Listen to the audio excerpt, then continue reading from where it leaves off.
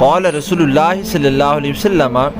استحیوا من اللہ حق الحیاء فقلنا یا نبی اللہ انا لنستحی قال لیس ذلك ولكن من استحیا من اللہ حق الحیاء فلیحفظ الرأس وما حوى والبطن وما وعى وليذكر الموت والبلا ومن اراد الآخرة ترك زینة الدنیا ومن فعل ذلك فقد استحیا من اللہ حق الحیاء۔ رسول اللہ صلی اللہ علیہ وسلم نے فرمایا اللہ تعالیٰ سے اس طرح حیا کرو جیسے حیا کرنے کا حق ہے۔ ہم نے عرض کی اے اللہ کے نبی ہم اللہ تعالیٰ سے حیا تو کرتے ہیں۔ آپ نے فرمایا حیا وہ نہیں بلکہ حیا یہ ہے کہ جو شخص اللہ سے کما حق کو حیا کرتا ہے اس کو چاہیے کہ سر اور اس کے خیالات کی حفاظت کرے، پیٹ اور جو کچھ اس میں ہے اس کی حفاظت کرے، موت اور آزمائشوں کو یاد کرے، اور جو آخرت چاہتا ہے وہ دنیا کی زینت چھوڑ دیتا ہے۔ جس نے ایسا کر لیا وہ اللہ تعالیٰ سے کما حق کو حیا کرتا ہے۔